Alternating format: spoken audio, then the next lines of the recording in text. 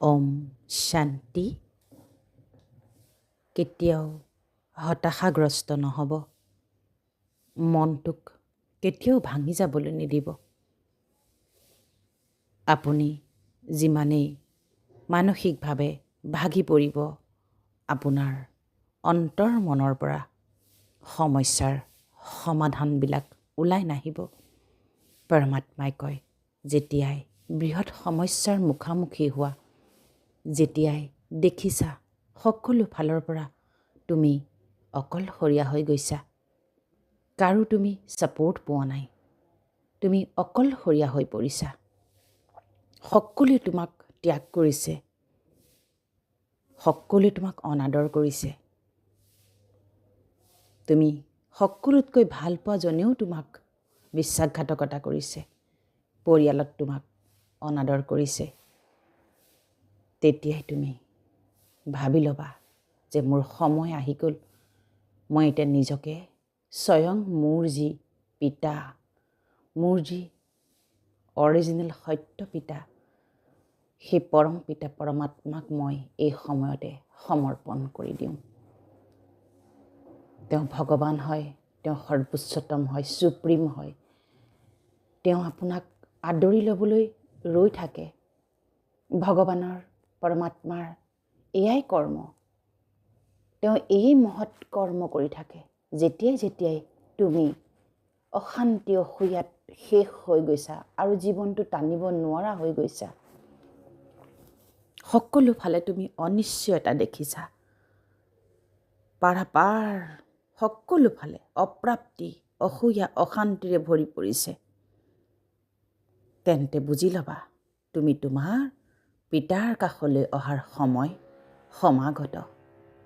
পৰমাত্মাৰ মহাবাক্য, তুমি যেতিয়াই তোমাৰ জীৱনলৈ সকলোতকৈ চূড়ান্ত পৰিস্থিতি আহিব, তাৰ পিছতেই চূড়ান্ততকৈ বৃহৎ কল্যাণ তোমাৰ পিছত লুকাই আছে।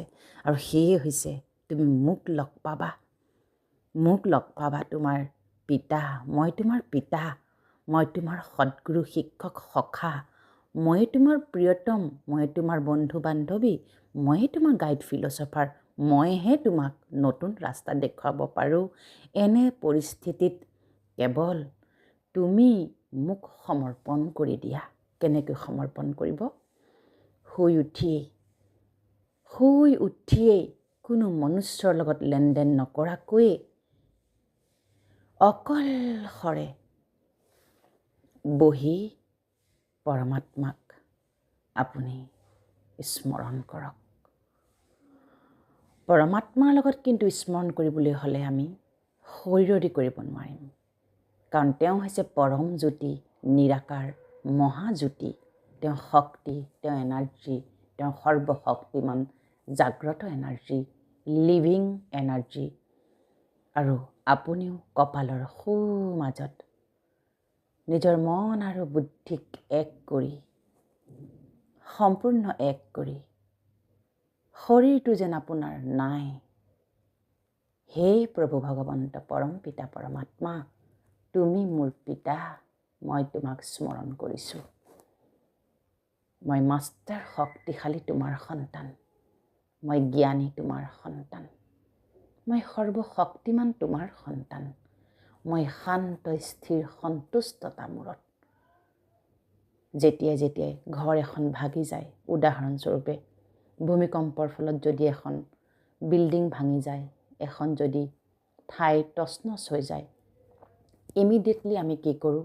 চৰকাৰে হওক বা সকলোৱে মিলিজুলি পুনৰ তাক আমি গঢ় দিবলৈ চেষ্টা কৰোঁ। ঠিক একেদৰে আপুনি যেতিয়া অসূয়া, অশান্তি সকলো ফালৰ পৰা শেষ হৈ গৈছে, আপুনি স্খলন হৈ পৰিছে, আপোনাৰ মন বুদ্ধিত আৰু সেই শক্তি নোহোৱা হৈ গৈছে, তেতিয়াই নতুন নিৰ্মাণৰ কাৰণে আমি সেই সুপ্ৰিম অলমাইটি পৰম পিতা পৰমাত্মাক স্মৰণ কৰিব লাগিব। কেৱল স্মৰণ, একোৱেই কৰিব নালাগে, বাকী নিজে ৰিপেয়াৰিং হ'বলৈ আৰম্ভ হৈ যাব। আপোনাৰ ভিতৰতে সৰ্বোচ্চ শক্তি বিৰাজমান হৈ আছে। কেৱল পৰমাত্মাই কি কৰিব? সেই শক্তিবিলাকক এক্টিভেট কৰিব, জাগ্ৰত কৰিব। তাৰ বাবে আপুনি ৰাজযোগৰ প্ৰশিক্ষণ অৱশ্যেই ল'ব লাগিব। অনলাইন যোগে যদি ল'ব বিচাৰে সেয়াও সম্ভৱ। আপোনালোকে ইনবক্সত মেছেজ কৰিব। ৰাজযোগৰ অবিহনে আপুনি পৰমাত্মা প্ৰাপ্তিৰ অনুভূতি কৰিব নোৱাৰিব। কাৰণ ৰাজযোগেই হৈছে একমাত্ৰ মাধ্যম যি আত্মা আৰু পৰমাত্মাৰ এই সম্পৰ্ক সুমধুৰ কৰিব, কটকটীয়া কৰিব আৰু জীৱনৰ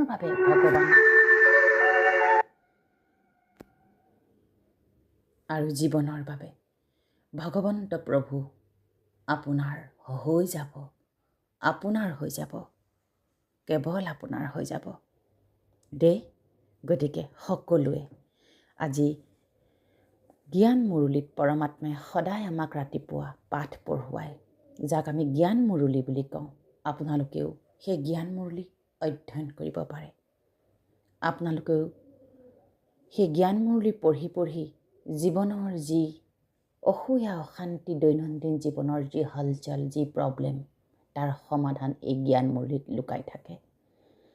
গতিকে প্ৰভু ভগৱন্তই কৈছে, মৰমৰ সন্তানসকল, তোমালোক পৰস্পৰ বহুত আত্মিক স্নেহত থাকিব লাগে, কেতিয়াও মতভেদত আহিব নালাগে। ইমান সাধাৰণ শিক্ষা সদায় সকলোৱে কৈ আহিছে, কিন্তু সকলোৱে কোৱা আৰু স্বয়ং পৰমাত্মাই কোৱাৰ মাজত পাৰ্থক্য আছে। মনুষ্যই যেতিয়া কয় তাত বহুত কণ্ডিশ্যনছ লুকাই থাকে। মনুষ্যই এনেই কৈ দিয়ে, এনেই কয়, তাক কেতিয়াও প্ৰেক্টিকেল ৰূপত ধাৰণ কৰিবলৈ নিশিকায়। কিন্তু স্বয়ং পৰমাত্মাই আমাক প্ৰেক্টিকেল ৰূপত ধাৰণ কৰিবলৈ শিকাইছে। সেইবাবে এই শিক্ষাত অহাৰ লগে লগে বহু পৰিৱৰ্তন আৰম্ভ হৈ যায়। কাৰণ এই শিক্ষা হাৱাত দিয়া শিক্ষা নহয়, এয়া কোনো বতাহত বিয়পোৱা শিক্ষা নহয়, এয়া হৈছে সম্পূৰ্ণ ধাৰণ কৰাৰ শিক্ষা। ইয়াত কৈছে পৰমাত্মাই, তোমালোক পৰস্পৰ বহুত আত্মিক স্নেহত থাকিব লাগে, কেতিয়াও মতভেদত আহিব নালাগে।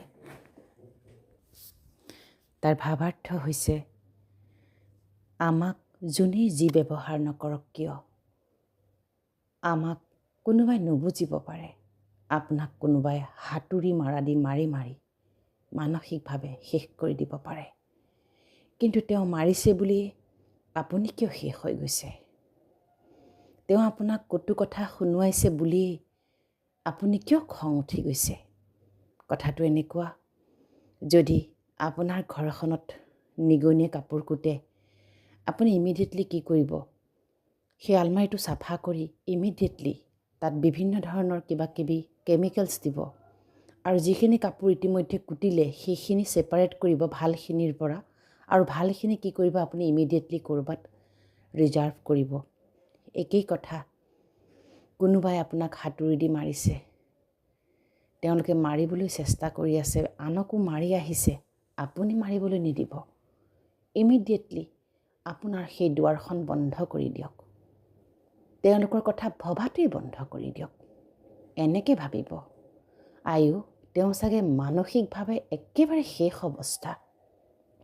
পৰমাত্মাৰ মহান বাক্য, যেতিয়াই তোমাক আনে কটু বচন শুনোৱাই, তোমাক ঠাট্টা মস্কৰা কৰিব, তোমাৰ ওপৰত বেয়া কমেণ্ট কৰিব, তোমাক বেয়াকৈ ক'ব, লিখিব, তোমাৰ গছিপিং কৰিব, বেকবাইটিং কৰিব, তাৰ মানে আজি পৃথিৱীত কলিযুগী আত্মা বুলি যাক কোৱা হয়, সেইসকলে গোটেই কলিযুগী ভাইব্ৰেশ্যন বিয়পাই আছে। সেইখিনি আছে বাবেতো কলিযুগ সৃষ্টি হৈ আছে। তেওঁলোকৰ ৰুল আছে এই কলিযুগত। সেই আত্মা তেনেকেই সংস্কাৰৰে সম্পন্ন হৈ আহিছে। এতিয়া আমি জ্ঞানী হিচাপে সেইসকলক কেৱল জ্ঞান দানৰ যোগেদি, মুখেৰে জ্ঞান দি আপুনি একো কৰিব নোৱাৰে। অন্তৰৰ জ্ঞান, তাৰ মানে আপুনি মনৰে সেই আত্মাক শুভকামনা, শুভভাৱনা, আশীৰ্বাদৰ ভাইব্ৰেশ্যন দিব লাগিব। আপুনি যদি নিদিয়ে, আপুনি যদি একেই হৈ যায়, তাৰ মানে ক'ৰবাত নহয় ক'ৰবাত এই পৃথিৱী ধ্বংস, প্ৰকৃতি ধ্বংস, এই কলিযুগী শেষ বিনাশৰ ফালে আমিও ক'ৰবাত অকণমান অংশীদাৰ হ'বলৈ আৰম্ভ কৰি দিম। সকলো সময়তে এলাৰ্ট থাকিব লাগিব। কওক, কিন্তু ভালকৈ কোৱা যিজন আছে, যিজনে আপোনাক খুব ভাল উপদেশ দিছে, আপোনাৰ জীৱন যাত্ৰাত আপোনাৰ সহযোগী হৈ আছে, লাগিলে 100জনৰ ভিতৰত সেই এজনেই নহওক কিয়, সেইজনক কিন্তু আপুনি কোনো কাৰণত লগ এৰি নিদিব। যেতিয়াই বহুত ডাঙৰ ডাঙৰ বিপদ আহিব, কথা আহিব, বহুত সমস্যা আহিব, নিজক সম্পূৰ্ণ সমৰ্পণ কৰি দিয়ক স্বয়ং প্ৰভু ভগৱন্ত পৰমাত্মাক। এই বুলি যে পিতাই কৈছে, এই বুলি নিজৰ অন্তৰক সুধিবলৈ দিছে, সেই সময়তে মই ঈশ্বৰৰ অন্তৰত অধিষ্ঠিত হৈছোনে? ই কেৱল এটা অনুভৱ। ঈশ্বৰৰ অন্তৰত অধিষ্ঠিত হ'বলৈ দিনে ৰাতিয়ে পূজা পাঠ কৰি, দিনে ৰাতিয়ে নাম কীৰ্তন গাই, দিনে ৰাতিয়ে কিবা কিবি কৰি, মঠ মছজিদ নামঘৰ গীৰ্জাত চবতে একাকাৰ কৰি থাকিব নালাগে। মই ঈশ্বৰৰ অন্তৰত অধিষ্ঠিত হোৱাৰ একমাত্ৰ উৎসটোৱে হৈছে প্ৰতিটো কৰ্ম কৰোঁতে, কৰ্মৰ আগত চিন্তন কৰোঁতে, যিটো চিন্তনে আনৰ কাৰণেও অকল্যাণ, মোৰ কাৰণেও অকল্যাণ, তেনেকুৱা চিন্তন কৰাৰ প্ৰাক মুহূৰ্তত যদি আমি প্ৰভু ভগৱন্ত পৰমাত্মাক স্মৰণ কৰি লওঁ, সেয়াই হৈছে আমি তেওঁৰ অন্তৰত তাৰমানে কানেক্টেড হৈ আছোঁ। মই এটা সৰু কথা কওঁ, যেতিয়া আপুনি আপোনাৰ দেউতা মালৈ মনত পৰে, তেতিয়া আপোনাক জানো কিবা কণ্ডিশ্যনছ লাগে মা দেউতাক মনত পেলাবলৈ? ঠিক একেদৰে আপুনি সেয়া হৈছে মাতা পিতাতকৈও সুপ্ৰিম পৰম পিতা বুলি কয়। পৰম পিতা, মাতা পিতা, পৰমাত্মা। সেইবাবে চিন্তন কৰোঁতেও যদি আপুনি সমৰ্পণ কৰি চাওক, মাত্ৰ 21 দিন এইটো প্ৰেক্টিছ কৰি চাওক, ৰাতিপুৱা শুই উঠিয়ে হে পিতা, তোমাক কোটি কোটি ধন্যবাদ। গুড মৰ্ণিং পিতা, মই তোমাৰ সন্তান, মই মাষ্টাৰ, শক্তিশালী, জ্ঞানী, জ্ঞানস্বৰূপ, প্ৰেমস্বৰূপ, আনন্দস্বৰূপ, সুখস্বৰূপ, দিব্যস্বৰূপ, পৰম পবিত্ৰ স্বৰূপ আত্মা হওঁ। আজিৰ দিনটোত মই যিটো কৰ্ম কৰিম, প্ৰতিটো কৰ্মত তুমি মোৰ লগত থাকিবা। মই তোমাক স্মৰণ কৰি কৰিম আৰু তোমাৰ বাবে মই সকলো সম্পূৰ্ণ কৰিম, ভালকৈ কৰিম, তুমি মোৰ লগত আছা। এই ভাৱনাৰে যেতিয়া আপুনি প্ৰতিটো কৰ্ম কৰি থাকিব, অনুভৱ কৰিব লাহে লাহে লাহে সি বাস্তৱ হ'বলৈ আৰম্ভ কৰিব, সি মেনিফেষ্টেশ্যন হ'বলৈ আৰম্ভ কৰিব আৰু ঈশ্বৰৰ অন্তৰত আপুনি অধিষ্ঠিত হৈ পৰিব। সেয়া কেনেকৈ গম পাব? যেতিয়া সি আপোনাৰ কিন্তু এষ্টাব্লিছ কৰোঁতে 21 দিনমান সময় লাগি যায়, যেতিয়া আপুনি দেখিব বিৰাট পৰিস্থিতি আহিব আৰু এদিন আপোনাক ফটককৈ তাৰ পৰা কেনেকৈ মোকলাই আনিব, কেনেকৈ আপোনাক দিশা দেখাব, সকলো বস্তু স্বতঃস্ফূৰ্ত হ'বলৈ আৰম্ভ কৰিব। স্বতঃস্ফূৰ্ত, যিদৰে আমি গাড়ী প্ৰথমতে চলাবলৈ শিকোঁ, তাৰপিছত আমাৰ ভৰিখন স্বতঃস্ফূৰ্ত হৈ যায়, ঠিক একেদৰে আপোনাৰ সময়ত স্বতঃস্ফূৰ্ত হৈ যাব। গতিকে এই স্বতঃস্ফূৰ্ত অৱস্থাটো আনিবলৈ, আপুনি হৈ যোৱা অৱস্থাটো আনিবলৈ অন্ততঃ 21 দিন গভীৰভাৱে অন্তঃকৰণৰে ৰাজযোগৰ প্ৰশিক্ষণ ল'বই লাগিব। গতিকে ইয়াতে কোৱা হৈছে যে নিজৰ অন্তৰক সকলো সময়তে সুধিবা, মই ঈশ্বৰৰ অন্তৰত অধিষ্ঠিত হৈছোনে? মোৰ দেৱী গুণৰ ধাৰণা কিমানলৈকে হৈছে? দেৱী গুণ মানে হৈছে যে দেৱতাৰ গুণ। দেৱতা কেনেকুৱা? দেৱতা হৈছে অচল, অদল, অবিনাশী। আপুনি যেতিয়া মন্দিৰলৈ যায়, দেৱ দেৱতাৰ প্ৰতিমূৰ্তি থাকে। কিয় তেওঁলোকক শিলৰ মূৰ্তিত স্থাপনা কৰিছে? কাৰণ তাৰ অৰ্থ এইটোৱেই, তেওঁলোকে জীৱিত কালতো তেনেকেই আছিল। যিমানেই নিন্দা স্তুতি যেনেকুৱাই নহওক কিয়, তেওঁলোকে কেতিয়াও ক্ৰিয়া প্ৰতিক্ৰিয়া কৰা নাছিল। কেৱল আপোনাক আশীৰ্বাদ দিছিল, সুপ্ৰিম পইণ্টত থাকি আশীৰ্বাদ দিছিল। কাৰো লগত কোনো সম্বন্ধ নাই, কিন্তু যিয়ে ওচৰলৈ যাব তেওঁৱে আশীৰ্বাদ প্ৰাপ্ত কৰিব, যিয়ে যি মনোকামনা লৈ যাব তাকেই প্ৰাপ্ত কৰিব। পৰমাত্মাই কয়, তুমি মোৰ দেৱী সন্তান, তুমি মোৰ দেৱতা সন্তান, তুমি তেনেকুৱা হৈ যোৱা। আমি কি হয়, যেতিয়া আমাৰ বেছি প্ৰব্লেম আহে, আমি ক্ল'জ হ'বলৈ আৰম্ভ কৰোঁ। আমি সম্বন্ধবিলাকৰ লগত যিমানেই ক্ল'জত যাম, সিমানেই সংঘৰ্ষ আহিব। একেলগে থকা মানেই সংঘৰ্ষ আহিবই আহিব আৰু লাহে লাহে ঘঁহনি খাই সেই সংঘৰ্ষৰ মাজত জুই জ্বলি যাব। জুই মানে মানসিক অশান্তিৰ জুই জ্বলিব আৰু যিয়ে লাহে লাহে সম্পূৰ্ণ শৰীৰত বিয়পাব। সেইবাবে পৰমাত্মাই কয়, কেতিয়াও নিজক কাৰো লগত ইমান এটাচমেণ্টত নানিবা যাতে তাত জুই জ্বলি যায়। দুখ, অশান্তি, অপ্ৰাপ্তি, অসূয়াৰ জুই জ্বলিবলৈ নিদিব। গতিকে পিতাই কৈছে আৰু এটা কথা কৈছে, মই নিজে মিলা প্ৰীতিৰে সদায় থাকোঁনে? পিতাই আজি একেটা প্ৰশ্ন আমাক নিজকে কৰিবলৈ দিছে। হ'ব, আনে মোৰ লগত মিলা প্ৰীতি নকৰে, আনে মোক ভাল নাপায়, আনে মোৰ কথাত ইমান সৈমত নহয়, আনে মোৰ আচাৰ ব্যৱহাৰ দেখি ইমান এটা প্ৰফুল্লিত নহয়, কিন্তু মই হৈছোঁনে? দেই, আপুনি আজিৰে পৰা চেক কৰিবচোন। যিসকলে শুনি আছে গভীৰভাৱে কথাখিনি অনুধাৱন কৰিব, প্ৰেক্টিকেলত বাস্তৱিত কৰিবলৈ চেষ্টা কৰকচোন। জীৱন পৰিৱৰ্তন হ'ব। পৰমাত্মাই কেতিয়াও নিবিচাৰে আপুনি দুখত থাকক, অশান্তিত থাকক, আপুনি সদায় হাহাকাৰ কৰি থাকক, কেতিয়াও পৰমাত্মাই নিবিচাৰে। সেইবাবে পিতাই কৈছে তুমি মিলা প্ৰীতিৰে থাকা। মিলা প্ৰীতি মানে ডিঙিয়ে ডিঙিয়ে লাগিব নালাগে, হাতে হাতে গৈ লাগিব নালাগে। মিলা প্ৰীতি মানে কি? মই আত্মা, তেওঁ আত্মা, তেওঁ মোৰ জীৱনত মোৰ পূৰ্বৰ কৰ্মৰ ফলস্বৰূপে আহিছে। মই সকলো আত্মাৰ প্ৰতি কল্যাণকাৰী, সকলোৰে কল্যাণ হওক, সকলোৱে জীৱনত উন্নতি কৰক, সকলোৱে সফল হওক, এই ভাৱনা ৰখাটো কিবা পায় কি কৈছে? মিলা প্ৰীতি বুলি কৈছে। আৰু কৈছে আমি পৰস্পৰ একমত হওঁনে? এইখিনি ঘৰ সংসাৰত কিমান ইম্পৰ্টেণ্ট কথা। আমি পৰস্পৰ মিলা প্ৰীতিত থাকোঁনে? আৰু মই সদায় শ্ৰীমতত থাকোঁনে? শ্ৰীমত এটা শব্দ, যিটো শব্দ আমাৰ ব্ৰহ্মকুমাৰী শিক্ষাত খুব ব্যৱহাৰ হয়। শ্ৰীমত মানে শ্ৰেষ্ঠ, সুপ্ৰিম, মত মানে মতামত, অপিনিয়ন। শ্ৰেষ্ঠ মত মানে কি? শ্ৰেষ্ঠ মত মানে হৈছে, শ্ৰেষ্ঠ মতৰ পৰিভাষা একেবাৰে সহজভাৱে হৈছে মই আত্মা, মই শৰীৰ নহয়। দ্বিতীয়তে মই শক্তিশালী, জ্ঞানী, প্ৰেমস্বৰূপ, আনন্দস্বৰূপ, সুখস্বৰূপ, দিব্যস্বৰূপ, পৰম পবিত্ৰ স্বৰূপ আত্মা হওঁ। মই সুখী আত্মা হওঁ। মোৰ দৰে আৰু সুখী পৃথিৱীত কোনো নাই, কাৰণ মই এই শৰীৰ নহওঁ।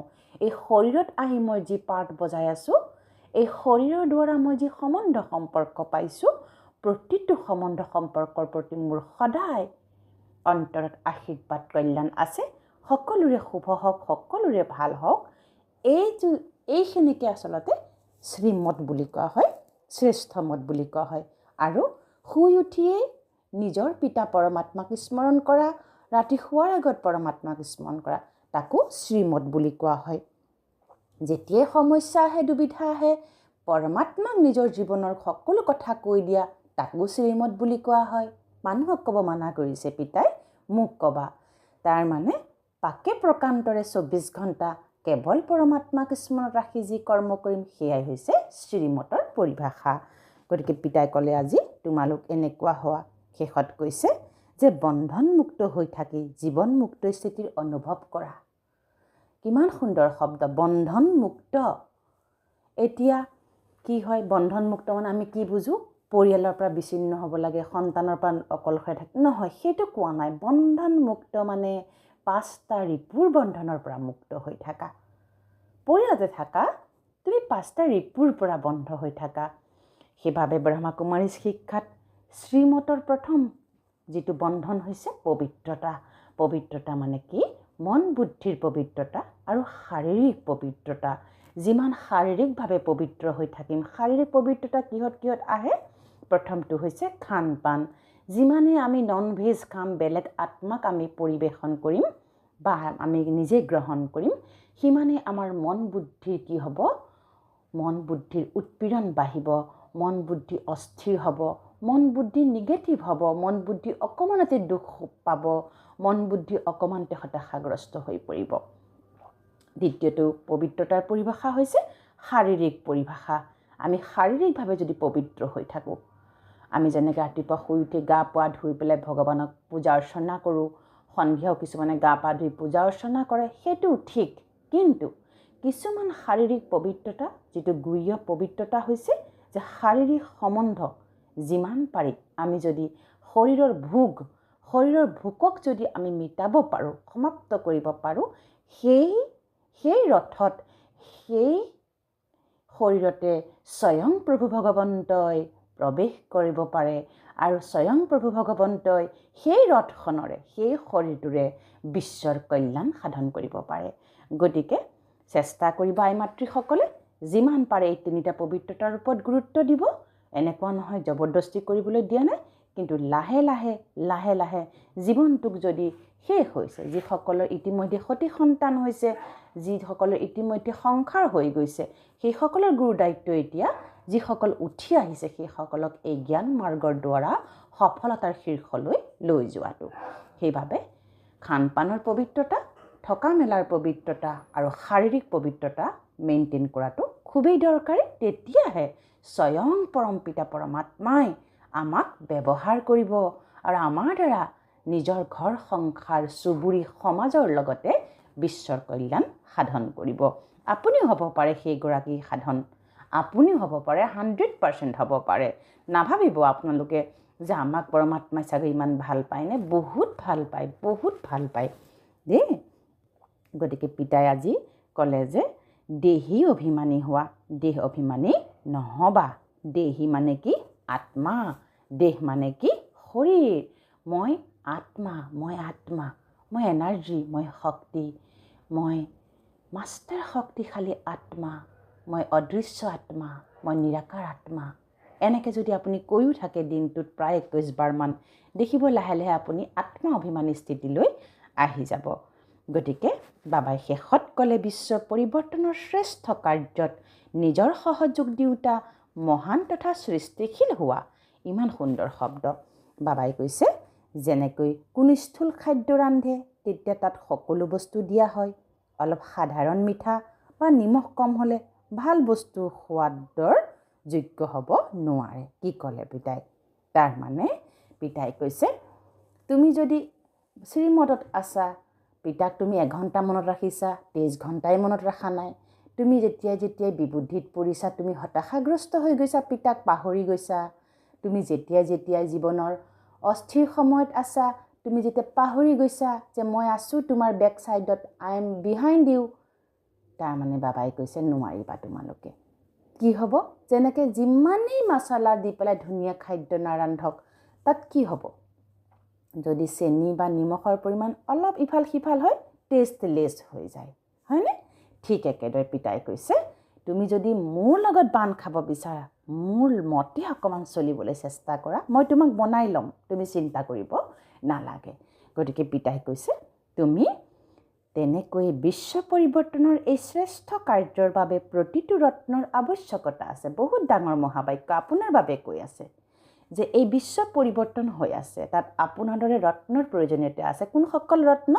যিসকলে এতিয়া এই কথাখিনি শুনি আছে, যিসকলে শুনি আছে মোক ইনবক্সত লিখিব লাগিব, এনেকৈ লিখিব লাগিব মই পৰমাত্মাৰ ৰত্ন হওঁ, মই পৰমাত্মাৰ সন্তান হওঁ। লিখিব দেই, সকলো ইনবক্সত লিখিব। গতিকে বাবাই কৈছে আমি দেউতা পিতা বাবা বুলি কওঁ। বাবাই কৈছে যে তোমালোকৰ বহুত প্ৰয়োজনীয়তা আছে, সকলোৰে সহযোগ লাগিব, সকলো নিজৰ ৰীতিৰে অতিকৈ আৱশ্যক শ্ৰেষ্ঠ মহাৰথী হোৱা। সেয়েহে নিজৰ কাৰ্যৰ শ্ৰেষ্ঠতাৰ মূল্যক জানি লোৱা, সকলো মহান আত্মা হোৱা, কিন্তু যিমানেই মহান সিমানে কিন্তু সৃষ্টিশীল হোৱা। ইমান সুন্দৰ মটিভেশ্যন আৰুনো কি লাগে পৃথিৱীত, হয়নে? ৰাতিপুৱাই পিতাই কি কৈ দিলে যে তোমালোকে মই যিখিনি তোমাক শ্ৰীমত দিছোঁ, নিজৰ ৰীতিৰে তোমালোকে সেই শ্ৰীমতক নিজৰ জীৱনত ধাৰণ কৰা। আৰু কি কৈছে যে শ্ৰেষ্ঠ মহাৰথী তোমালোক মোৰ। চাওক, এতিয়া কৰ্ণক মহাৰথী বুলি কোৱা হয় কিয়? তেওঁৰ সেই মহাৰথীৰ গুণ আছিল কাৰণে তেওঁ শাৰীৰিকভাৱেও তেওঁ খুব এজন পূৰ্ণাংগ ব্যক্তি। তেখেত শক্তিশালী আছিল, মানসিক আত্মিক শাৰীৰিক সকলো ফালৰ পৰা শক্তিশালী আছিল। পিতাইও আমাক কৈছে তোমালোক মোৰ মহাৰথী সন্তান, তোমালোকৰ দ্বাৰা আমি বিশ্ব পৰিৱৰ্তন সাধন কৰিম, কিন্তু তোমালোক সৃষ্টিশীলো হ'ব লাগিব। তাৰমানে তাৰ ভাৱাৰ্থটো এইটো হৈছে, ছাপ'জ মই কেৱল নিজে জ্ঞানটো অৰ্জন কৰি থাকিলেও নহ'ব, মই আন 10জনকো সেই জ্ঞানটোক সৃষ্টিশীলতাৰ মাধ্যমেদি নি শুনোৱাব পাৰিব লাগিব। আনৰ জীৱনকো আমি মহান কৰি দিয়াৰ যি গুৰু দায়িত্ব পৰমপিতা পৰমাত্মাই দিছে, সেই কৰ্ম আমি লগতে কৰি থাকিব লাগিব। তেতিয়া আমাৰ কি হ'ব? সৃষ্টিশীলতাটো বাঢ়িব আৰু এই বিশ্ব এদিন স্বৰ্গ ৰাজ্যলৈ স্থাপনা হ'ব। প্ৰকৃতি কেতিয়াও ধ্বংস নহয়, এই পৃথিৱী এনেকৈয়ে থাকিব। কেৱল কি হ'ব? পৰিৱৰ্তন হ'ব। কাৰ দ্বাৰা পৰিৱৰ্তন হ'ব? জন্তু জানোৱাৰৰ দ্বাৰা পৰিৱৰ্তন নহয়, মনুষ্যৰ দ্বাৰা পৰিৱৰ্তন হ'ব। আমি মনুষ্যই পৰিৱৰ্তন আনিম, হয়নে? গতিকে সকলোৱে আজি প্ৰতিজ্ঞাবদ্ধ হওক, মই পৰম পিতা পৰমাত্মাৰ শ্ৰেষ্ঠ মহাৰথী সন্তান, মই বিশ্ব পৰিৱৰ্তন কৰিম। মই পিতা তোমাক মোৰ তন মন ধন জন পৰিয়াল পৰিজন সকলো আজিৰ পৰা সমৰ্পণ কৰিছোঁ। মই তোমাৰ, তুমি মোৰ। পৰমাত্মাৰ লগত প্ৰেমৰ বিনিময় কৰক আৰু এই গীতটো অকণমান শুনক। শুনি পেলাই নিজকে প্ৰভু ভগৱন্ত পৰম পিতা পৰমাত্মাক একেবাৰে আপোনালোকে উৎসৰ্গা কৰক। হ'ব? আপোনালোকৰ দিনটো বহুত সুন্দৰ প্ৰেম আনন্দ প্ৰাচুৰ্যৰে ভৰপূৰ হওক। মন বেয়া নকৰিব, দুবিধা নানিব, কোনো ধৰণৰ অশান্তি অসূয়া ভাবি নাথাকিব। জীৱনটো আপোনাৰ ধন্য হ'ব। সকলো সমস্যাৰ সমাধান আছে। ওম শান্তি।